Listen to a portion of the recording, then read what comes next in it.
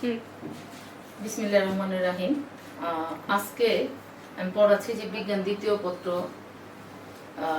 চতুর্থ অধ্যায় রক্ত ও সঞ্চালন থেকে মানব হৃৎপিণ্ডের গঠন আলোচনা করতেছি। তো মানব হৃৎপিণ্ড যেটা আমাদের দেহের খুব গুরুত্বপূর্ণ একটা অঙ্গ, যার উপস্থিতি অর্থাৎ এটা সচল থাকলে আমরা জীবিত থাকতেছি, না থাকলে মরে যাব আসলে। তো এই হৃৎপিণ্ডের আমরা যেটাকে বলি হার্ট অথবা জেনারেলি মানুষ যেটা বলে আত্মা, তো এই হৃৎপিণ্ডটা সর্বদা সংকোচন প্রসারণশীল থাকে, অর্থাৎ একবার বেলুনের মতো সংকুচিত হয় আবার প্রসারিত হয়, আর যার ফলে সারা দেহ থেকে রক্ত একবার হৃৎপিণ্ডের ভেতরে আসে, আবার হৃৎপিণ্ড থেকে সারা দেহে প্রবাহিত হয়। তো আমাদের এই হৃৎপিণ্ড, যেটাকে যদি বলি যে তুমি কি কখনো দেখেছো হৃৎপিণ্ড, মানুষের হৃৎপিণ্ড, তো আসলে ডাক্তার হলে হয়তো দেখা সম্ভব, কিন্তু আমরা যারা সাধারণ মানুষ তাদের পক্ষে বাস্তবিক অর্থে দেখা সম্ভব হয়নি। কিন্তু অন্য কোনো প্রাণীর ক্ষেত্রে যদি চিন্তা করি, যেমন তুমি গরু হতে পারে বা মুরগি হতে পারে, এগুলা কাটলে যে হৃৎপিণ্ডটাকে তুমি ইচ্ছা করলে দেখতে পারো, যদিও আমাদেরটার মতো হুবহু একরকম না, কিন্তু আমাদেরটার সাথে অন্তত একটা সিমিলারিটি আছে। তো এই হৃৎপিণ্ড যেটা, সেটাকে আমরা জেনারেলি বলে থাকি বিসমিল্লাহ, যেটা বলি আসলে আঞ্চলিক ভাবে বা একেবারে সহজ সরল ভাবে যদি বলি, তো বিসমিল্লাহ, এই বিসমিল্লাহটাই মূলত হচ্ছে হলো হৃৎপিণ্ড। মুরগির ক্ষেত্রে যেটা দেখছো তুমি, এটাই হচ্ছে হলো হৃৎপিণ্ড। তো এই হৃৎপিণ্ডের গঠন নিয়ে আমি আজকে আলোচনা করব, যে আমাদের হৃৎপিণ্ডটা শুরুতেই আমি যে বিষয়টা আসতেছি সেটা হচ্ছে হলো অবস্থান। তাহলে আসি হচ্ছে হৃৎপিণ্ডের অবস্থান।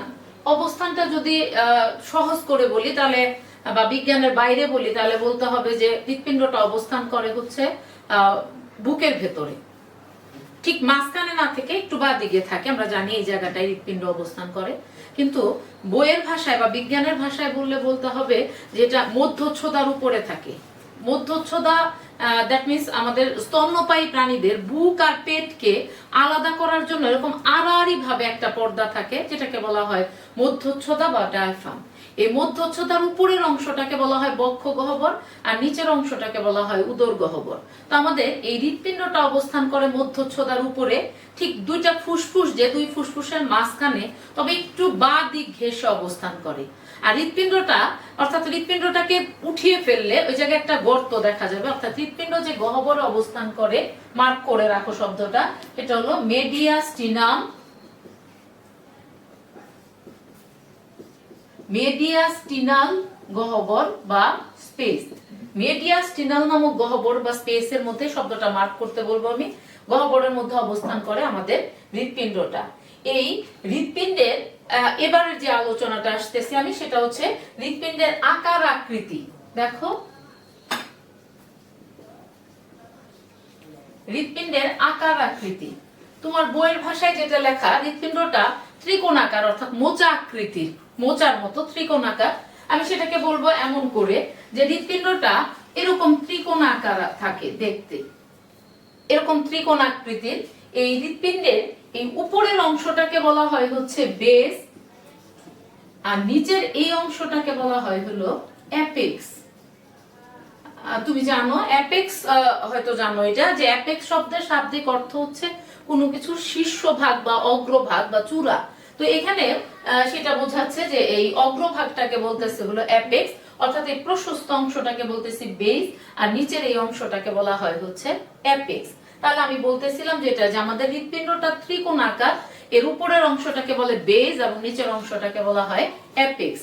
এটা লালচে রঙের, অর্থাৎ লাল কালো মেলানো একটা কালার, লালচে রঙের একটা অঙ্গ। এটার দৈর্ঘ্য হচ্ছে হলো 12 সেন্টিমিটার, প্রস্থ 8 সেন্টিমিটার এবং পুরুত্ব হচ্ছে 5 সেন্টিমিটার। তো একটা হৃৎপিণ্ডের ওজন গড়ে 300 গ্রাম হয়। যেটা আবার আর একটু কথা মার্ক করার মতো, সেটা হচ্ছে পুরুষের হৃৎপিণ্ড, মহিলাদের হৃৎপিণ্ডটা পুরুষের চেয়ে 1/3 কম থাকে। অর্থাৎ আল্লাহ তাআলাই আসলে মেয়েদের ক্ষেত্রে হাড়টাকে একটু ছোট করে দেওয়া। তো এখানে হৃৎপিণ্ডের গড় ওজন আর কি, এটা অবশ্য মানুষের হাইটের উপর ডিপেন্ড করবে, তার দেহের আকৃতির উপর ডিপেন্ড করবে। তো গড়ে এভারেজে ওজনটা, অর্থাৎ আলাদা করে যদি তুমি ওজন দাও হৃৎপিণ্ডকে, তার ওজন হবে হলো 300 গ্রাম। আর যেটা তোমার হচ্ছে মহিলাদের ক্ষেত্রে এটা 1/3 কম থাকবে। এরপরে একটা গুরুত্বপূর্ণ টপিক যেটা, সেটা হচ্ছে হলো এই হৃৎপিণ্ডের আবরণটা কেমন। দেখো তাহলে আমি আসতেছি হলো আবরণ। হৃৎপিণ্ডের আবরণ এটা একটা ইম্পর্টেন্ট বিষয়, পরীক্ষার জন্য একটা দরকারি বিষয়। আমাদের হৃৎপিণ্ডের আবরণকে বলা হয় হচ্ছে পেরিকার্ডিয়াম। পেরিকার্ডিয়াম, এটাও মার্ক করে রাখো শব্দটা। হৃৎপিণ্ডের আবরণকে বলা হয় পেরিকার্ডিয়াম। তো আমি এই হৃৎপিণ্ডের আবরণটা তোমাকে এখানে দেখাচ্ছি। এই হৃৎপিণ্ডের এরকম একটা আবরণ থাকে। এই আবরণটা থাকে, পেরিকার্ডিয়ামটা থাকে 2 স্তর বিশিষ্ট। দেখো আমি একটা স্তর আঁকলাম, তার বাইরে এরকম আরেকটা স্তর থাকে। তাহলে হৃৎপিণ্ডের বাইরের আবরণটাকে বলা হয় হলো, এই স্তরটাকে বলা হয় প্যারাইটাল স্তর। প্যারাইটাল স্তর। আর ভেতরের যে স্তরটা থাকে এটাকে বলা হয় ভিসেরাল স্তর। ভিসেরাল স্তর। তাহলে আমি বললাম আমাদের যে হৃৎপিণ্ডটা, তার বাইরে ঠিক অনেকটা জামার মতো বাইরের একটা আবরণ। এই আবরণটার নাম বলতেছি পেরিকার্ডিয়াম। পেরিকার্ডিয়ামটা পাতলা একটা স্তর, এটা 2 স্তর বিশিষ্ট। বাইরের স্তরটাকে বলে প্যারাইটাল স্তর, আর ভেতরের স্তরটাকে বলা হয় ভিসেরাল স্তর। এই 2 স্তরের মাঝখানে একটা ফাঁকা জায়গা থাকে, আমি ফোঁটা দিয়ে দিয়ে দাগ দিয়ে দিচ্ছি। এই ফাঁকা স্থানটাকে বলা হয় হলো পেরিকার্ডিয়াল স্পেস বা পেরিকার্ডিয়াল গহ্বর। এখানে একটা তরল পদার্থ থাকে, এই শব্দটাও আমি মার্ক করতে বলবো, পেরিকার্ডিয়াল রস বা পেরিকার্ডিয়াল ফ্লুইড। এই পেরিকার্ডিয়াল রস বা ফ্লুইড যে কাজটা করে সেটা হলো হৃৎপিণ্ড তো সংকুচিত আবার প্রসারিত হয়। এই সংকোচন প্রসারণের সময় হৃৎপিণ্ডকে ঘর্ষণজনিত আঘাত থেকে রক্ষা করে। তো এই জায়গায় তাহলে এখানে পরীক্ষার জন্য একটা ইম্পর্টেন্ট বিষয় হচ্ছে হলো এই শব্দটা আসে পেরিকার্ডিয়াম কি, খুব ইম্পর্টেন্ট পরীক্ষার জন্য। পেরিকার্ডিয়াম কি, এটা জ্ঞানমূলক হতে পারে, অনুধাবনমূলক হতে পারে। যদি জ্ঞানমূলক হয় তাহলে বলতে হবে পেরিকার্ডিয়াম হচ্ছে হলো হৃৎপিণ্ডের আবরণকে বলা হয় পেরিকার্ডিয়াম। তো এইটুক হলে মোটামুটি ভাবে তোমাকে 1 নাম্বার দিবে এখানে। কিন্তু তোমাকে আমি বলবো যদি ক্ষতে বা অনুধাবনে আসে, সেই ক্ষেত্রে এটাকে আরেকটু ডিটেল করতে হবে। তাহলে বলতে হবে পেরিকার্ডিয়াম কি, বললে বা বলতে কি বুঝো জিজ্ঞেস করলে বলতে হবে পেরিকার্ডিয়াম হচ্ছে হৃৎপিণ্ডের আবরণ। এটা 2 স্তর বিশিষ্ট। বাইরের স্তরটাকে বলা হয় প্যারাইটাল স্তর, ভিতরের স্তরটাকে বলা হয় ভিসেরাল স্তর। এই 2 স্তরের মাঝখানে একটা তরল পদার্থ থাকে যাকে বলা হয় পেরিকার্ডিয়াল রস বা পেরিকার্ডিয়াল ফ্লুইড, যা হৃৎপিণ্ডকে ঘর্ষণজনিত আঘাত থেকে রক্ষা করে। মানে যদি অনুধাবনমূলক প্রশ্ন আসে বা আমি মনে করি যে জ্ঞানমূলক হলেও জ্ঞানমূলক হলেও তোমার এই পুরো অংশটা দেওয়া আমি মনে করি ভালো হবে তোমার জন্য। তো এটা একটা বোর্ড পরীক্ষা আসার মতো প্রশ্ন। পেরিকার্ডিয়াম বলতে কি বুঝো বা পেরিকার্ডিয়াম কি। এরপরে যে অংশটা আসি সেটা হচ্ছে হলো হৃৎপিণ্ডের প্রাচীর।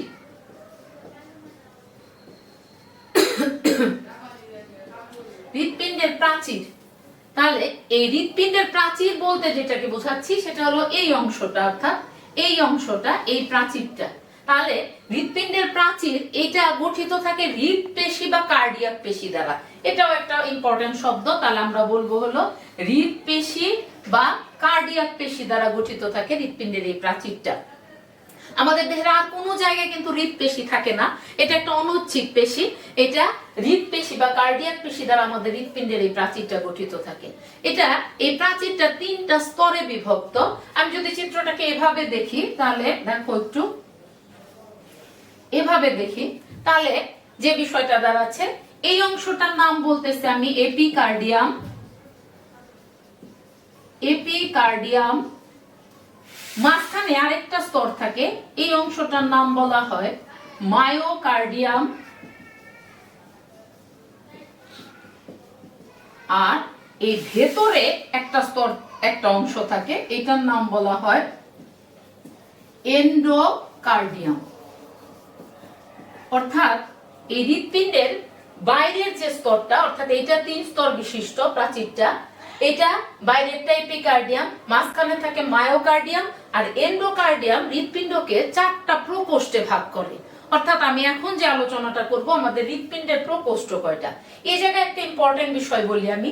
এই যে মায়োকার্ডিয়াম বললাম আমি, এই মায়োকার্ডিয়ামটা হচ্ছে সবচেয়ে পুরু স্তর, মোটা স্তর। এই 3টা প্রাচীরের মধ্যে সবচেয়ে পুরু অংশটা হচ্ছে হলো মায়োকার্ডিয়াম। তাহলে এখানে আমি যে বিষয়টা বললাম হৃৎপিণ্ডের প্রাচীর 3 স্তর বিশিষ্ট, এপিকার্ডিয়াম, মায়োকার্ডিয়াম এবং এন্ডোকার্ডিয়াম। এন্ডোকার্ডিয়ামটা হৃৎপিণ্ডকে 4টা প্রকোষ্ঠে ভাগ করছে, আর এপিকার্ডিয়ামটা হচ্ছে এর বাইরের আবরণ। এরপরে যে অংশটায় আমি আসবো সেটা হচ্ছে হলো হৃৎপিণ্ডের প্রকোষ্ঠ। তাহলে আমরা জানি স্তন্যপায়ী প্রাণীদের ক্ষেত্রে, মানুষের ক্ষেত্রেও হৃৎপিণ্ডের প্রকোষ্ঠ হচ্ছে হলো 4টা প্রকোষ্ঠ। এই 4টা প্রকোষ্ঠের এই দুইটাকে বলতেছি অলিন্দ, আর এই দুইটাকে বলা হয় নিলয়। অলিন্দ ইংরেজিতে বলতেছি হচ্ছে অ্যাট্রিয়াম, নিলয় মানে হচ্ছে ভেন্ট্রিকল।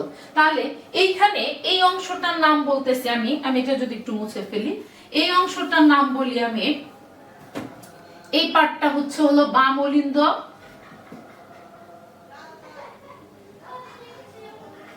বাম অলিন্দ, আর এই অংশটা হচ্ছে হলো বাম নিলয়, এইটার নাম হচ্ছে ডান অলিন্দ, আর এটার নাম হচ্ছে হলো ডান নিলয়। তাহলে আমরা বলতেছি এই দুইটা অলিন্দ আর এই দুইটা হচ্ছে নিলয়। এই অলিন্দের মাঝখানে দুইটা অলিন্দকে একটা পর্দা পৃথক করে দিয়েছে, এই যে একটা পর্দা, এই পর্দাটার নাম বলে আন্ত অলিন্দ পর্দা। আন্ত অলিন্দ পর্দা অর্থাৎ দুইটা অলিন্দের মাঝখানে যে পর্দাটা দুইটাকে পৃথক করে দিয়েছে সেটাকে বলা হয় আন্ত অলিন্দ পর্দা। অনুরূপ ভাবে এই অংশটুকে নাম বলা হয় হচ্ছে আন্ত নিলয় পর্দা। তাহলে আমরা বলতেছি বাম অলিন্দ বা বলতেছি হচ্ছে লেফট অ্যাট্রিয়াম। লেফট অ্যাট্রিয়াম সংক্ষেপে বললে আমি যেটা বলতে পারি LA। বাম নিলয় অর্থাৎ হলো লেফট ভেন্ট্রিকল, সংক্ষেপে আমি বলবো LV। ডান অলিন্দ এটাকে বলা হয় হচ্ছে হলো রাইট অ্যাট্রিয়াম, সংক্ষেপে বলবো হলো RA। আর রাইট ভেন্ট্রিকল মানে হচ্ছে হলো ডান নিলয়, এটাকে বলা হয় হলো RV। এখন চলে আসি যে বিষয়টা, সেটা হলো আমার লাস্ট অংশটা, এটা বলবো হচ্ছে হলো কপার্টিকা। কপার্টিকা। তাহলে আমাদের হৃৎপিণ্ডে কতগুলো ছিদ্র থাকে, সেই ছিদ্রগুলো আবার যেমন দরজা একটা ফাঁকা স্থান, এই জায়গাটা একটা কপার দরজা দ্বারা নিয়ন্ত্রিত। ঠিক এখানে যে আমাদের এই বাম অলিন্দ বাম নিলয়ের মাঝখানে এখানে একটা ছিদ্র থাকে, এই ছিদ্রটাকে বলা হয় অলিন্দ নিলয় ছিদ্র। বাম অলিন্দ নিলয়ের মাঝখানে এই ছিদ্রের এইখানে একটা কপার্টিকা থাকে, এই কপার্টিকাটার নাম বলা হয় বাইকাস্পিড, বাইকাস্পিড কপার্টিকা, বাইকাস্পিড কপার্টিকা। আর এই পাশে একটা কপার্টিকা থাকে, অর্থাৎ ডান অলিন্দ ডান নিলয়ের মাঝখানে যে কপার্টিকা থাকে এই অংশটার নাম বলতেছি আমি ট্রাইকাস্পিড কপার্টিকা। তাহলে আমাদের বাম অলিন্দ এবং বাম নিলয়ের মাঝখানে, বাম অলিন্দ এবং বাম নিলয়ের মাঝখানে এখানে একটা কপার্টিকা থাকে। কপার্টিকা মানে এখানে একটা ছিদ্র থাকে, সেই ছিদ্রটা একটা কপার্টিকা দ্বারা নিয়ন্ত্রিত। এই কপার্টিকাটার নাম বলা হয় বাইকাস্পিড কপার্টিকা। আর এই পাশে থাকে যেটা, সেটাকে বলা হয় হচ্ছে, অর্থাৎ ডান অলিন্দ ডান নিলয়ের মাঝখানে এখানে একটা কপার্টিকা থাকে, এটাকে বলা হয় ট্রাইকাস্পিড কপার্টিকা। তো মনে রাখার একটা সিস্টেম দেখো, এই বাম বানানে ব আর বাইকাস্পিড বানানেও হলো ব। তাহলে বাম পাশে যে কপার্টিকাটা থাকে সেটা হচ্ছে হলো বাইকাস্পিড কপার্টিকা। এই বাইকাস্পিড কপার্টিকার আরেকটা নাম বলা হয়, এটার নাম বলা হয় মাইটাল বাল্ব।